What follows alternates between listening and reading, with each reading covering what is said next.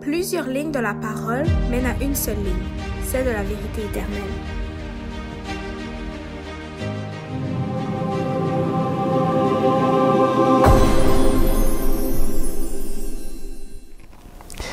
Avant même que Pasteur Chanson et frère Olivier Dubois et moi, nous prenions la parole autour de ce thème, j'aimerais signaler à nos auditeurs que notre objectif ne consiste pas de viser des personnalités, des individus quelconques. Loin de là. Nous ne ferions que dévoiler ce que la parole de Dieu révèle à propos d'un système bien précis utilisé par Satan pour arriver à ses fins. Donc, notre objectif est de démasquer le plan de ce système. J'espère que vous nous comprenez. Prions avant de commencer.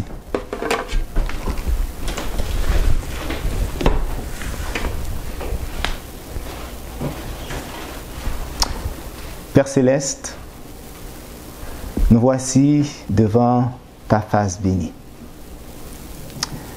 Seigneur Dieu, si nous pouvons être là, si nous sommes venus, si nous avons accès auprès de toi, c'est grâce à Jésus-Christ, ton unique Fils engendré. Merci pour ce sacrifice que tu as fait, de nous envoyer ton unique Fils, afin de nous donner la vie éternelle par lui.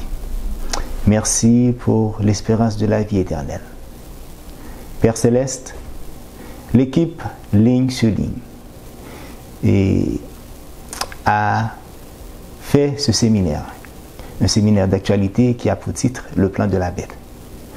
Nous te remercions sincèrement, Seigneur Dieu, de nous avoir choisis pour être la première personne à prendre la parole autour de ce thème.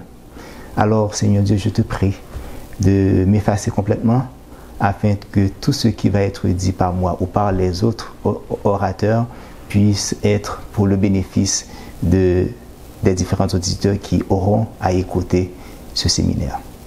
Alors, Père, accorde ton Esprit Saint.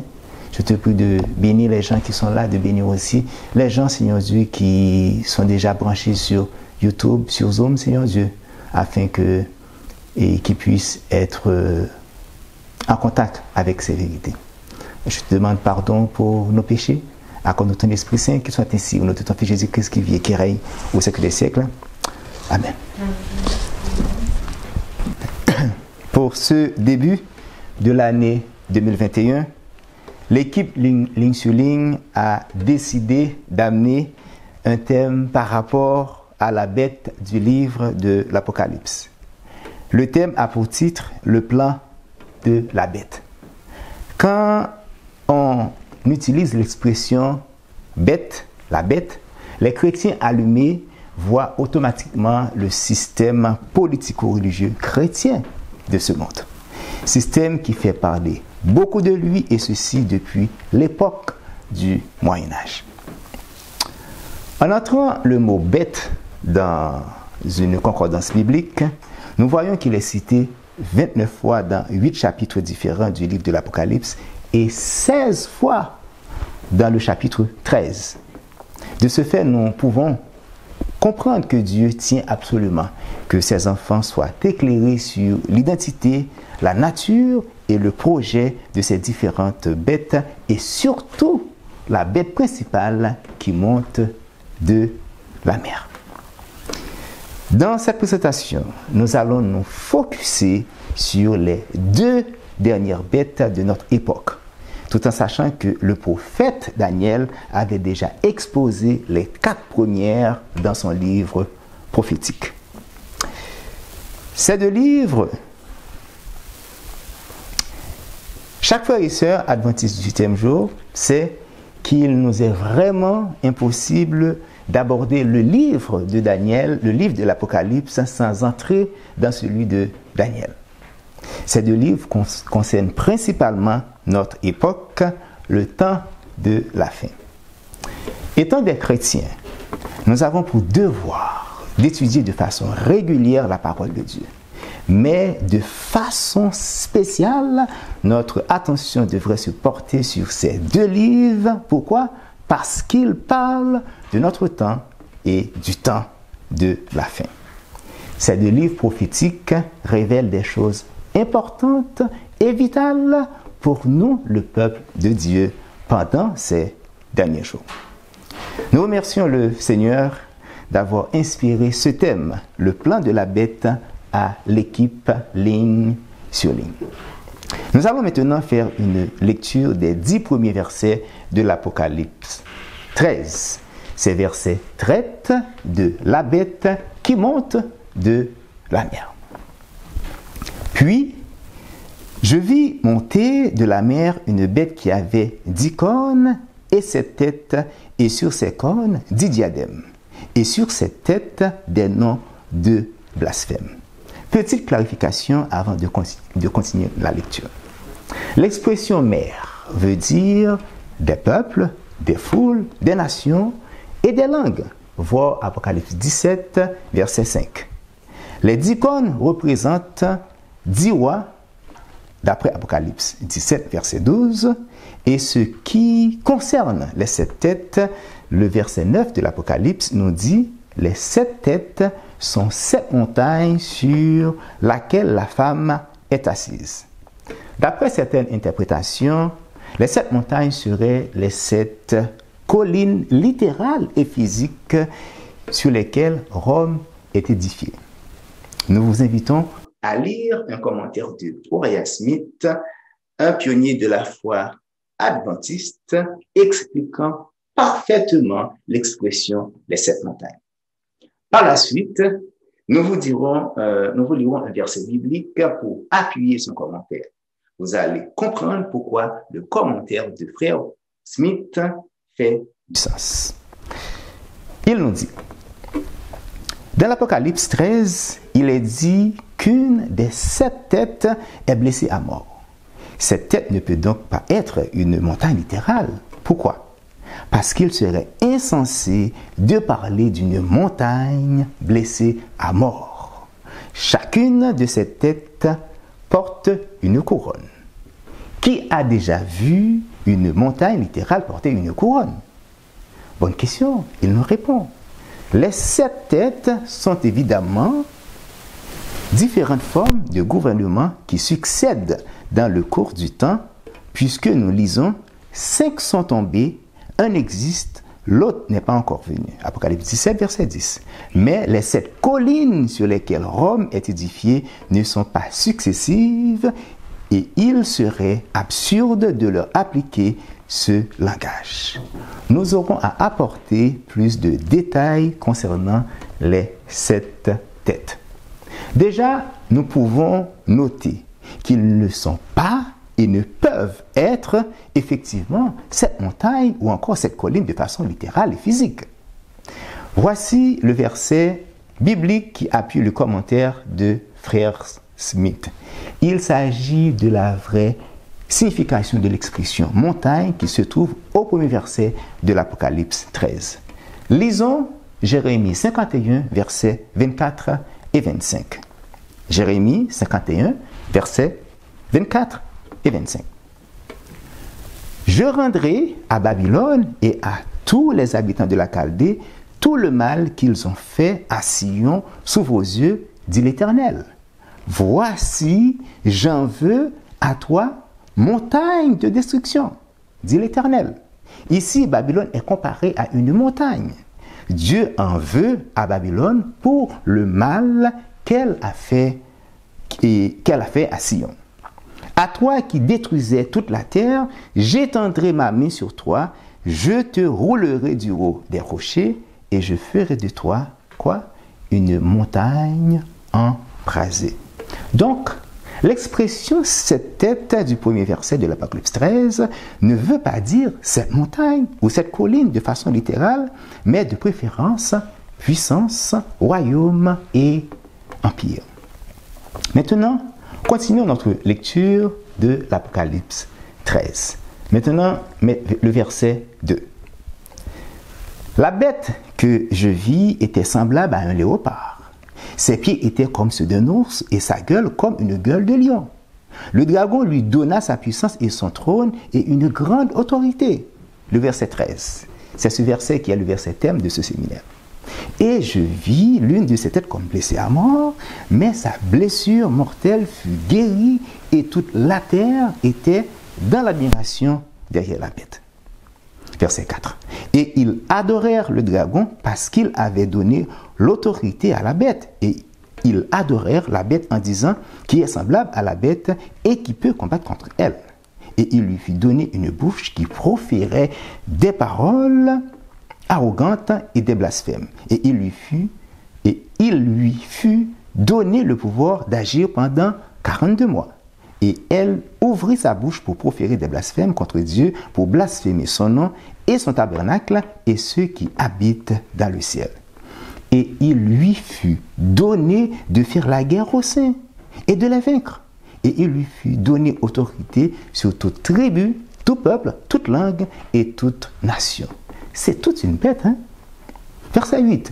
Et tous les habitants de la terre l'adoreront, ceux dont le nom n'a pas été écrit dès la fondation du monde dans le livre de vie de l'agneau qui a été immolé. Si quelqu'un a des oreilles, qu'il entende. Que l'Éternel puisse donner de l'écoute et une compréhension facile à chacun de nous.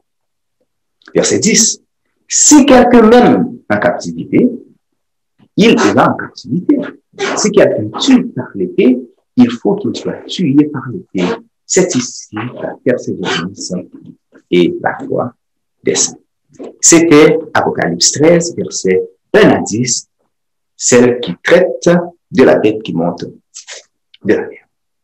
Je dois vous rappeler que le livre de l'Apocalypse est écrit surtout pour nous, les chrétiens qui vivons dans les derniers temps. Bien que la majorité des leaders protestants pensent que les prophéties du livre de l'Apocalypse sont des mystères incompréhensibles, il est pourtant clair que l'ensemble des événements de ce livre concernent sérieusement notre époque. Quand des prédicateurs disent que les choses écrites de ce livre sont incompréhensibles, c'est qu'ils ne tiennent pas compte de la signification de ce livre qui veut dire révélation. Il s'agit de la révélation de Jésus donnée par Dieu pour ses enfants. Apocalypse 1, verset 1 à 3 nous dit: révélation de Jésus-Christ que Dieu lui a donnée pour montrer à ses serviteurs les choses qui doivent arriver bientôt et qu'il a fait connaître par l'envoi de son ange à son serviteur Jean, lequel a attesté la parole de Dieu et le témoignage de Jésus-Christ, tout ce qu'il a vu. Heureux celui qui lit et ceux qui entendent les paroles de la prophétie et qui gardent les choses qui y sont écrites, car le temps est proche. Dès les premières lignes du premier chapitre de l'Apocalypse, nous voyons une béatitude envers ceux qui sont intéressés à lire le livre de l'Apocalypse. Verset 3. Heureux celui qui lit et ceux qui entendent les paroles de la prophétie et qui gardent les choses qui y sont écrites, car le temps est proche. Frères et sœurs, le retour de Jésus-Christ est imminent. Alors, prenons le temps de lire et de considérer vivement les révélations de ce livre. À la fin du livre, au dernier chapitre, se trouve à nouveau inscrit la même béatitude qui est prononcée par Jésus-Christ lui-même, voulant nous rassurer de l'exactitude de ce qui est écrit dans ce livre. Il nous dit dans les versets 6 et 7 de l'Apocalypse 22. Ces paroles sont certaines et véritables. Et le Seigneur, le Dieu des esprits des prophètes, a envoyé son ange pour montrer à ses serviteurs les choses qui doivent arriver bientôt. Et voici, je viens bientôt. Voici la béatitude. Heureux celui qui garde les paroles de la prophétie de ce livre. Le livre de l'Apocalypse commence avec une béatitude, et elle termine aussi avec la même béatitude. Heureux ceux qui considèrent les paroles prophétiques de ce livre, heureux chacun de nous ici, dans cette salle, et ceux qui nous écoutent en ligne. Aucun chrétien ne devrait dire que le livre de l'Apocalypse incompréhensible et indéchiffrable et pas important. Ce livre n'est pas scellé pour notre époque. C'est pour cela même que Sir Ellen G. White a dit dans son livre Conquérant Pacifique à la page 520, paragraphe 2. Tous les livres de la Bible se résument et s'achèvent dans l'Apocalypse qui complète le livre de Daniel. Le livre de l'Apocalypse est un complément du livre de Daniel qui voudrait dire c'est une sorte de continuité. Ce dernier est une prophétie, l'autre une révélation. Le livre de Daniel est un livre prophétique, mais le livre de l'Apocalypse est une révélation, nous dit la servante du Seigneur. Elle continue. Le livre qui fut scellé, ce n'est pas l'Apocalypse, mais c'est partie de la prophétie de Daniel qui se rapporte au dernier jour. Et n'oubliez surtout pas, mes frères et sœurs, que les paroles de ce livre sont certaines et véritables. Bien que l'ensemble des adventistes du 7e jour seraient d'accord d'affirmer que la bête à 7 têtes et 10 cornes représente le dragon qui est Satan opérant à travers les différentes puissances terrestres, ce n'est peut-être pas le cas pour certains de nos auditeurs. Apocalypse 12, verset 3. Un autre signe parut encore dans le ciel, et voici c'était un grand dragon rouge ayant 7 têtes et 10 cornes, et sur ses têtes 10 diadèmes. Le dragon rouge de l'Apocalypse 12 et la bête de l'Apocalypse 13 représentent Satan dans 2 époques différentes, opérant à travers les empires, les royaumes et les puissances de ce monde. Les 2 possèdent 7 têtes, 10 cornes et des diadèmes. 7 diadèmes dans l'Apocalypse 12 et 10 dans l'Apocalypse 13. L'Apocalypse 12 parle de Rome dans ces 2 phases qui est païen et papal, et l'Apocalypse 13 concerne exclusivement la Rome papale. Avons-nous un verset biblique pour affirmer que le dragon rouge et la bête représentent des puissances mondiales ou royaumes? Pour répondre à cette question, rendons-nous au chapitre 7 de Daniel. Daniel 7, versets 17 et 23. Ces 4 grands animaux, en parlant du lion, de l'ours, du léopard et de l'animal terrible, ces 4 grands animaux, ce sont 4 rois qui s'élèveront de la terre. Le verset 23. Il me parla ainsi, le 4e animal, c'est un 4e royaume qui existera sur la terre, différent de tous les royaumes, et qui dévorera toute la terre, la foulera et la brisera. Le premier, le lion, avait des ailes d'aigle.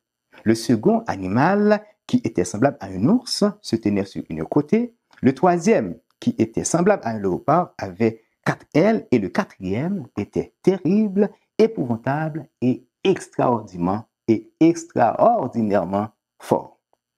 Ce sont 4 grandes puissances qui vont exister sur la terre, de l'empire babylonien à l'empire romain. Ce sont aussi les 4 premières têtes des 7 têtes de l'Apocalypse 12 et 13. Les 7 têtes sont les différents empires et royaumes utilisés par Satan pour maltraiter et persécuter le peuple de Dieu à partir de l'empire babylonien jusqu'au retour en gloire de notre Sauveur et Seigneur Jésus-Christ sur les nuées. La bête qui monte de la mer est la 5e tête représentée par le système papal de l'Église catholique, qui est une puissance mondiale et qui détient une autorité à la fois religieuse et politique pour détruire et exterminer les vrais adorateurs de Dieu. Voir Apocalypse 11, verset 44. Apocalypse 13, versets 2 et 3. La bête que je vis était semblable à un léopard, ses pieds étaient comme ceux d'un ours et sa gueule comme une gueule de lion. Cette bête possède toutes les caractéristiques des différents animaux de Daniel 7. C'est comme s'il s'agissait d'un retour en arrière. Tout d'abord, elle est terrible comme le quatrième animal, tout en ayant le corps du troisième corps de léopard, les pieds de l'ours le second et la gueule du premier qui est le lion. Le dragon lui donna sa puissance et son trône et une grande autorité. Le verset 3. Et je vis l'une de ses têtes comme blessée à mort, mais sa blessure mortelle fut guérie et toute la terre était dans l'admiration derrière la bête. L'une des têtes comme blessée à mort a rapport avec la destitution de la papauté par la bête de l'Apocalypse 11, celle qui monta de l'abîme et qui est représentée par la France. Une première page d'histoire. En 1797, les dirigeants du gouvernement révolutionnaire français se préoccupèrent du fait que l'Église de Rome continuerait à s'opposer à leur politique et à leurs plans. Pour résoudre ce problème, Napoléon Bonaparte dépêcha le général Alexandre Berthier à Rome le 15 février 1798. Il arrêta le pape Pie VI dans la chapelle Sixtine et proclama que le règne et l'autorité des papes étaient arrivés à leur terme. L'année suivante, le 29 août 1799, le pape Pie VI mourut dans une prison de la ville de Valence en France. Cela fait exactement 223 ans que la papauté a reçu cette blessure mortelle. Encore une fois, mes frères et sœurs, il nous est vraiment important de signaler que ces versets de l'Apocalypse ne décrivent pas des croyants ou des dirigeants fidèles à leurs croyances, mais ne décrivent qu'un système politico-religieux utilisé par Satan. Voici un texte de Uriah Smith au sujet de la blessure mortelle de la Rome papale, la cinquième tête de la bête. Il nous dit: la bête qui reçut une blessure mortelle fut la tête papale. Rome est représentée par deux symboles: le dragon et la bête semblable à un léopard, parce qu'elle présente deux faces, la païenne et la papale. Et tout ce qui se dit au sujet du dragon s'applique à la Rome, mais seulement sous sa forme païenne, et ce que l'on dit de la bête semblable à un léopard ne s'applique qu'à la forme soi-disant chrétienne de Rome. L'expression dragon concerne Rome dans sa première phase qui est païenne. La bête semblable à un léopard concerne Rome dans sa seconde phase qui est papale. Uriah Smith continue. J'en dis que ce fut l'une des têtes de cette dernière bête semblable à un léopard qui fut blessée à mort. En d'autres termes, cette blessure fut infligée à la forme de gouvernement qui existait sous l'Empire romain après son changement du paganisme du christianisme. Il est donc évident que la tête papale fut celle qui fut blessée à mort. Recevoir la blessure correspond à aller en captivité. Le dragon de l'Apocalypse 12 représente la Rome païenne.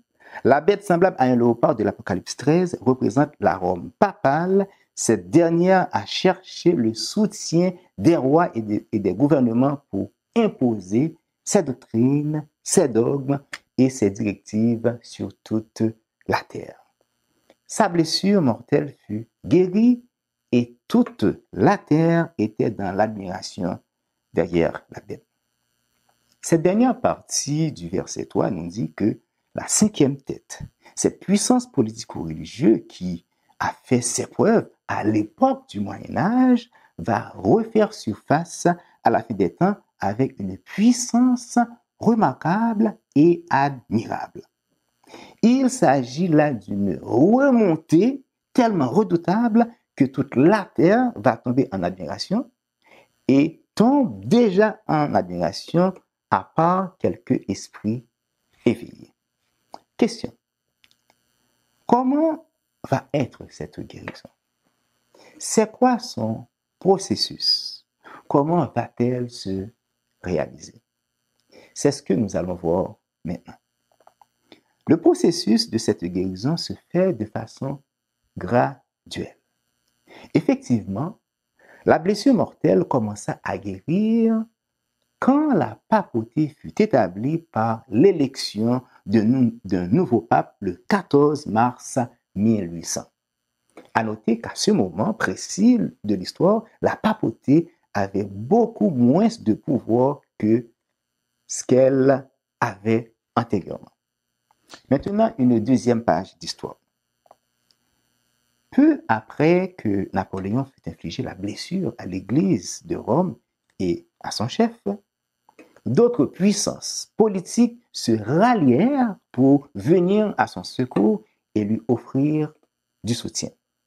Ce soutien augmenta graduellement jusqu'à ce que Benito Mussolini signe en 1929 un document donnant plein pouvoir au pape sur la cité du Vatican reconnue comme État indépendant. De nouveau, le pape était à la fois chef de gouvernement et chef religieux. La blessure mortelle commençait à disparaître. Il est aussi important de signaler la rencontre secrète qu'avait eue le président Ronald Reagan avec Jean-Paul II le 7 juin 1982 à la bibliothèque du Vatican pour abattre le communisme. Le 7 juin 2022 marquera le 40e anniversaire de cette rencontre. Pas besoin de vous mentionner que cette tête-à-tête secrète a porté considérablement ses fruits. Toute la terre était dans l'admiration derrière la bête. Pendant que le monde verra de nouveau la montée de la puissance papale qui emploiera son autorité politique et religieuse pour obtenir l'adoration de tous les habitants de la terre, l'Apocalypse 13 apporte une précision sur les types de personnes qui auront à admirer cette bête. Qui sont ces personnes? La réponse à cette question se trouve au verset 8 de l'Apocalypse 13. Il nous dit: et tous les habitants de la terre l'adoreront, ceux dont le nom n'a pas été écrit dès la fondation du monde dans le livre de vie de l'agneau qui a été immolé. Je sais que derrière ce verset biblique, il y a l'enseignement non biblique de la prédestination qui est un concept théologique chrétien selon lequel Dieu aurait choisi de toute éternité dans le secret de la foi ceux qui seront graciés et auront droit à la vie éternelle. Toutefois, nous disons à ces gens que la porte de la grâce est encore grande ouverte. C'est à eux d'y entrer afin de jouir de ce privilège qui est destiné à quiconque. Romains 10, versets 11 à 13 nous dit: quiconque croit en lui, qui veut dire en Jésus, ne sera point confus. Il n'y a aucune différence, en effet, entre le juif et le grec, puisqu'ils ont tous un même Seigneur, qui est riche pour tous ceux qui l'invoquent, car quiconque invoquera le nom du Seigneur sera sauvé. Amen. Quand la guérison de la blessure mortelle de la 5e tête sera-t-elle complète? Cette guérison sera complète lorsque la papauté retrouvera sa puissance d'autrefois avec l'aide de la deuxième bête à 2 cornes de l'Apocalypse 13, celle qui monte de la terre. Lisons maintenant les versets 11 à 18 de l'Apocalypse 13 qui traite de la bête qui monte de la terre. Puis, je vis monter de la terre une autre bête qui avait 2 cornes semblables à celles d'un agneau et qui parlait comme un dragon. Elle exerçait toute l'autorité de la première bête en sa présence et elle faisait que la terre et ses habitants adorait la première bête dont la blessure mortelle avait été guérie. Elle opérait de grands prodiges, même jusqu'à faire descendre du feu du ciel sur la terre à la vue des hommes. Et elle séduisait les habitants de la terre par des prodiges qui lui étaient donnés d'opérer en présence de la bête, disant aux habitants de la terre de faire une image à la bête qui avait la blessure de l'épée et qui vivait. Et il lui fut donné d'animer l'image de la bête, afin que l'image de la bête parlât, et qu'elle fit que tous ceux qui n'adoreraient pas l'image de la bête fussent tués. Et elle fit que tous, petits et grands, riches et pauvres, libres et esclaves, reçussent une marque sur leur main droite ou sur leur front, et que personne ne put acheter ni vendre sans avoir la marque, le nom de la bête ou le nombre de son nom. C'est ici la sagesse que celui qui a de l'intelligence calcule le nombre de la bête, car c'est un nombre d'hommes et son nombre est 666. Pour commencer, nous voyons le contraste qui existe entre cette nouvelle bête et la bête qui monte de la mer et les 4 autres animaux de Daniel 7 qui représentent Babylone, Médo-Perse, Grèce et la Rome païenne. Nous remarquons que la première bête de l'Apocalypse 13 et celle de Daniel 7 montent toutes de la mer. Daniel 7, 2 et 3. Daniel regardait pendant sa vision nocturne et voici les 4 vents des cieux firent irruption sur la grande mer et 4 grands animaux sortirent de la mer différents l'un de l'autre. Effectivement, la première bête de l'Apocalypse 13 et les différentes bêtes de l'Apocalypse de Daniel 7 sortent toutes de la mer. Cependant, la nouvelle bête, la deuxième de l'Apocalypse 11, et Apocalypse 13, verset 11, monte de la terre. Nous avons donc des bêtes venues de la mer et une bête venue de la terre. Puisque l'eau symbolise prophétiquement des peuples, des foules, des nations et des langues, par conséquent, la terre doit représenter un territoire comptant peu d'habitants. Est-ce que vous êtes d'accord? Amen. D'après notre lecture, cette nouvelle bête ou puissance présente les caractéristiques d'un agneau. Elle gouverne d'abord avec douceur, mais ensuite, elle finira à parler comme un dragon. Avec ces informations, nous pouvons conclure que cette nouvelle puissance s'élève d'un territoire relativement inhabité après la blessure mortelle de la papauté en 1798.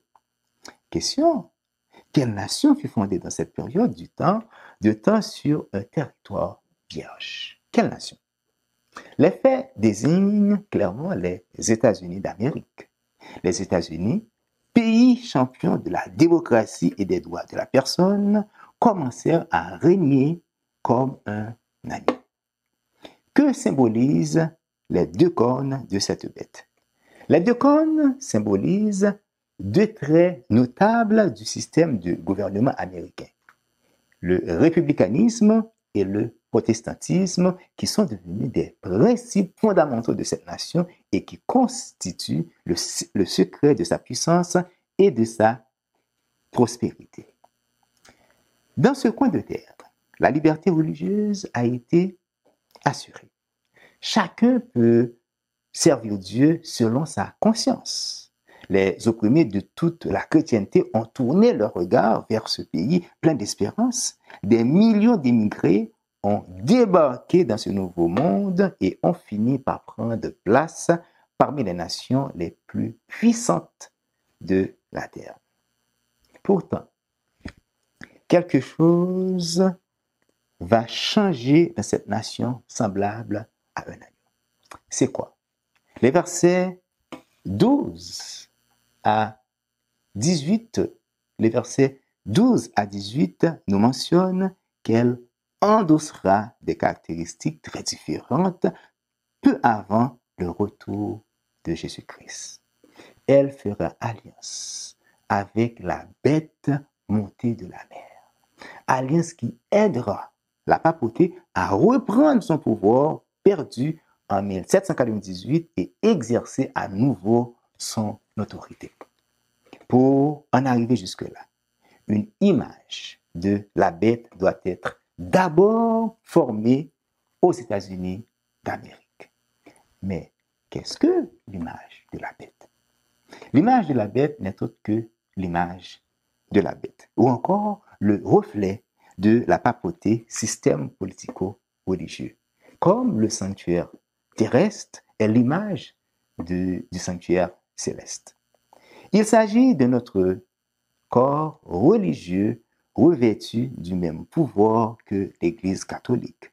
Quand les églises protestantes des États-Unis influenceront l'État pour imposer leur décret, l'Amérique protestante aura formé une image à la hiérarchie romaine. Alors, le véritable Église sera persécutée comme l'a été autrefois le peuple de Dieu. À noter que l'image de la bête est formée quand les protestants feront pression sur le gouvernement d'imposer la sanctification du dimanche. C'est ainsi que la guérison de la blessure mortelle de la bête sera totale et complète. Rendons-nous à nouveau au reste du verset 2 de l'Apocalypse 13 qui nous dit « Le dragon lui donna sa puissance et son trône et une grande autorité. » Cette partie de texte nous dirige tout droit dans une vérité biblique enseignée par les adventistes du 7e jour qui relie l'Apocalypse 13 avec Daniel 7, d'où il est mention d'une petite corne qui avait arraché 3 cornes. Cette petite corne représente aussi l'Église de Rome, la puissance papale. Lisons maintenant Daniel 7, versets 24 et 25. Les 10 cornes, ce sont 10 rois qui s'élèveront de ce royaume, un autre s'élèvera après eux. Là, il s'agit bien sûr de la petite corne du verset 8. Il sera différent des premiers et il abaissera 3 rois. Il prononcera des paroles contre le Très-Haut. Il opprimera les saints du Très-Haut et il espérera changer les temps et la loi. Arrêtons cette lecture ici pour l'instant. Posons-nous cette question. Comment cette petite corne a pu opprimer les saints du Très-Haut et a pu changer la loi des 10 commandements? Eh bien, c'est avec la puissance et la grande autorité que lui légua le dragon symbolisant la Rome païenne, d'où les saints furent livrés entre ses mains pendant un temps, des temps et la moitié des temps. Daniel 7 nous parle d'un temps, des temps et la moitié d'un temps, et Apocalypse 13, verset 5 nous mentionne 42 mois. Arrivé ici, nous devons nous poser 2 questions. Les réponses à ces questions vont aider les auditeurs non-adventistes du 6e jour à comprendre davantage l'enseignement biblique de notre Église mentionnant que la première bête de l'Apocalypse 13 et la petite corne de Daniel 7 représentent bel et bien la papauté, celle qui fait la guerre aux saints et qui a changé le temps et la loi. La première question est, comment le dragon a-t-il fait pour donner son trône, sa puissance et son autorité à la bête? Une 3e page d'histoire. L'histoire nous confirme que le 11 mai 330 de notre ère, Constantin, l'empereur de Rome, décida de déplacer le siège de son empire de Rome à Byzance. Il donna d'abord le nom de Nova Roma à sa nouvelle capitale, qui fut ensuite appelée Constantinople. Constantin ne voulait certainement pas abandonner Rome sur la scène politique, mais il craignait également de l'offrir à un leader politique local qui pourrait devenir une menace pour son propre pouvoir. Alors, il décida donc de remettre la souveraineté de la ville à son chef religieux, l'évêque de Rome, en lui allouant des fonds et une armée. Plusieurs historiens décrivent cette transition en mentionnant qu'il s'agit d'une puissance politique à une hiérarchie religieuse. Le pasteur Mark Finlay a mentionné ceci à la page 147 de son livre titré « La superpuissance à venir ». La papauté remplit la place laissée vacante par les empereurs de Rome, héritant de leur prestige et de leurs titres issus du paganisme. Constantin remit tout cela entre les mains de l'évêque de Rome. La papauté est le fantôme de l'Empire romain défunt et elle porte sa couronne assise sur sa tombe. Fin de citation.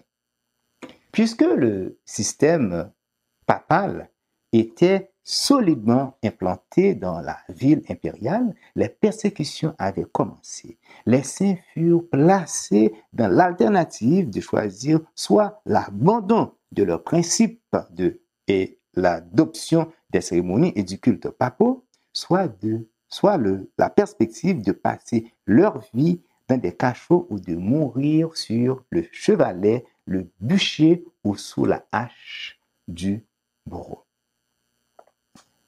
La deuxième question. Puisque nous voyons que la petite corne et la bête représentent la papauté, que signifient ces deux périodes qui sont un temps, des temps et la moitié d'un temps, de Daniel 7, verset 25, et les 42 mois d'Apocalypse 13, verset 5? Quel lien ont-elles avec le système politico-religieux? Un temps, des temps et la moitié d'un temps veut dire 1260 années.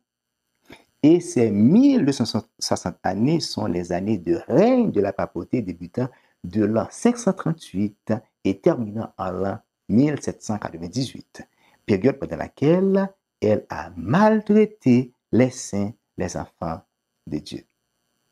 Un peu plus d'explication.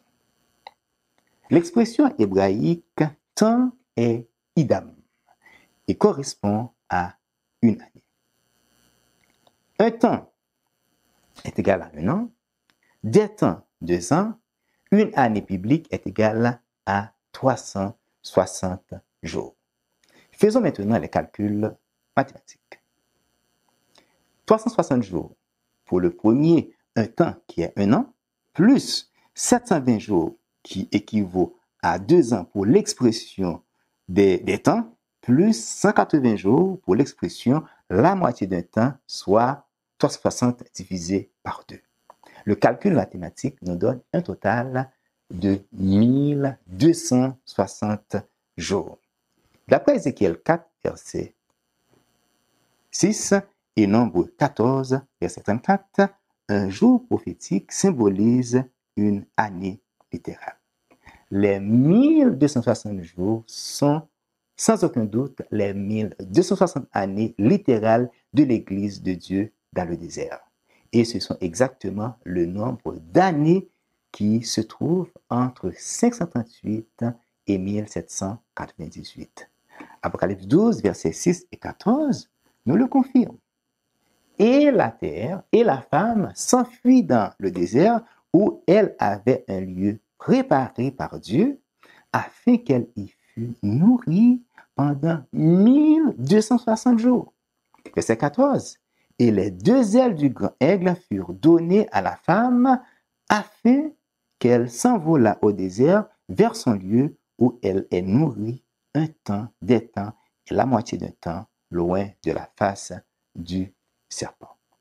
L'an 538 de notre ère est l'année que l'évêque de Rome devint empereur, nommé par l'empereur romain Justinien, qui décréta que l'évêque de Rome, le pape, devenait le souverain de toutes les églises.